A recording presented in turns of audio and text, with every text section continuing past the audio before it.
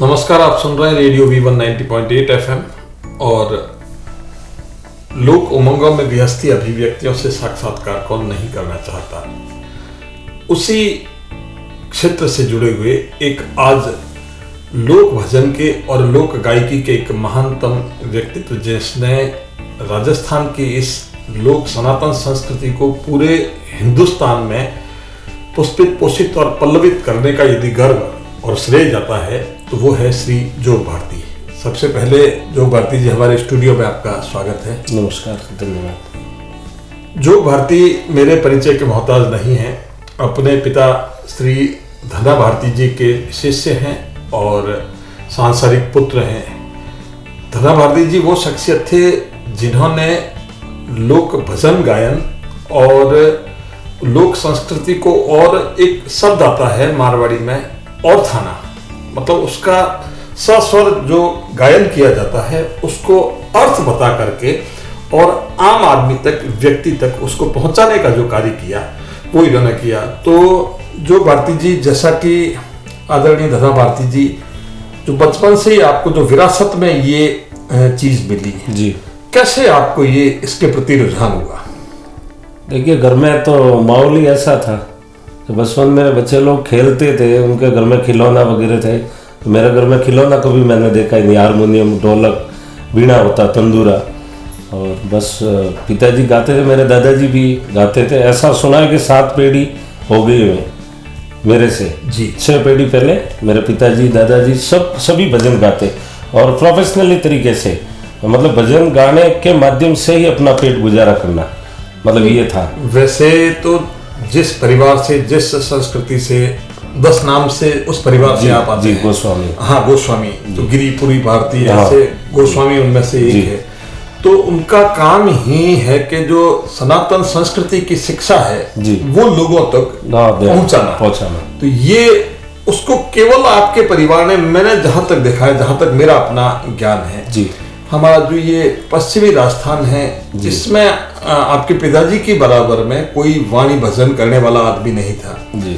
फिर वो विरासत, वो जब समय, उनको भी, मेरा भी सौभाग्य रहा कि मैंने उनको देखा है, उनके सामने सुना है उनको जी। तो ईश्वर, आदमी कलाकार पैदा होता है, बनाया नहीं जाता जी। तो कहीं न कहीं आप में भी वो विरासत थी। तो किस किस प्रकार के भजन आपने गाए? मैंने शुरुआत में जब भजन गाना शुरू किया तब मतलब करीब मेरे को 32-33 वर्ष हो गए गाते गाते।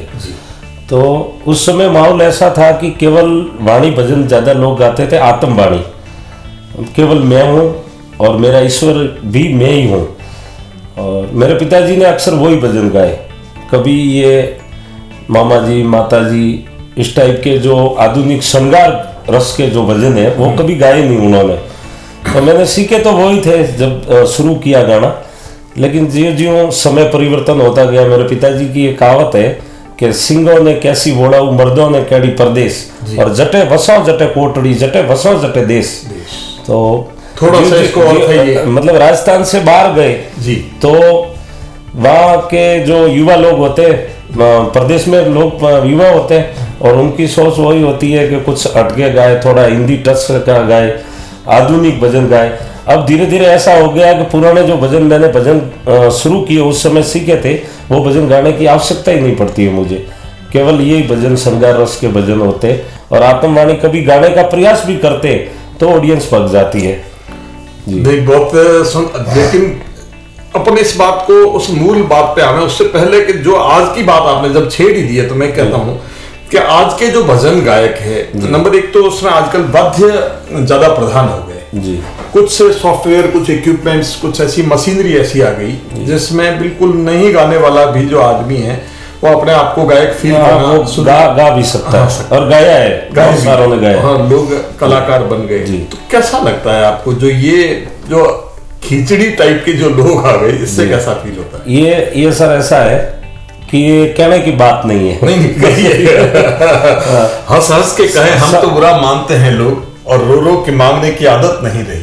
क्योंकि कलाकार, जो मूल कलाकार है, कला के अंदर परा, पशंती, मदा और वेकरी, जिसको यदि हिंदी में कहा जाए तो जीव, ईश्वर, ब्रह्म और आत्म विवेक की वाणी को जनरली गाया जाता है। जैसा कि मैंने कई बार आपके पिता श्री धना भारती जी से सुना है, तो प्रारंभ करते हैं जीव से, फिर ईश्वर की ओर जाते हैं, फिर ब्रह्म की ओर, फिर आत्मा से आत्मा, एक अहम ब्रह्म, मैं ही ब्रह्म हूँ, मैं ही ईश्वर हूँ, उसको एकेश्वरवाद पे आके मतलब जिसका भजन गाने का उद्देश्य यही था। पहले जो सत्संग करते थे ना, उसका उद्देश्य यही था कि अंत में आदमी अपनी आत्मा तक पहुंचे कि मैं कौन हूं, मैं कहां से आया हूं।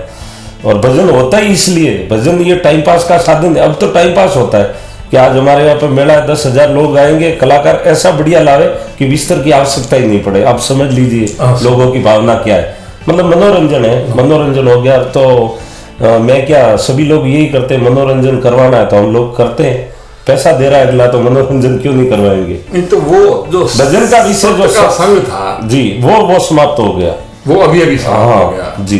तो अभी है कहीं कहीं तो गाने वाले लोग, ऐसी बात नहीं है। बाड़मेर, जैसलमेर, इस एरिया में हम जाते हैं तो वीणे पे लोग गाते हैं और सिटिंग होती है जाजम पे बैठ के, कोई स्टेज वगैरह कुछ भी। अभी मैं गया था, ये बाड़मेर से करीब 70-80 किलोमीटर ये गांव है, और बहुत बढ़िया सत्संग हुई थी। और बाड़मेर जैसलमेर में मेरे बहुत सारे कार्यक्रम होते हैं जिसमें केवल भजन ही सुनते हैं, भजन के अलावा कुछ भी नहीं होता है।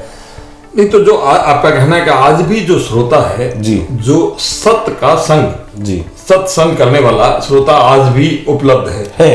तो कम है जरूर। अपने जालोर जिले में कम रह गया, या जैसे आपने तो अभी व्याख्या करी बाड़मेर जैसलमेर में बहुत ज्यादा है। वैसे आपने पूरे हिंदुस्तान में कहाँ कार्यक्रम किए? सब जगह किए, पूरे हिंदुस्तान में, कोई शहर बड़ी सिटी कोई बाकी नहीं।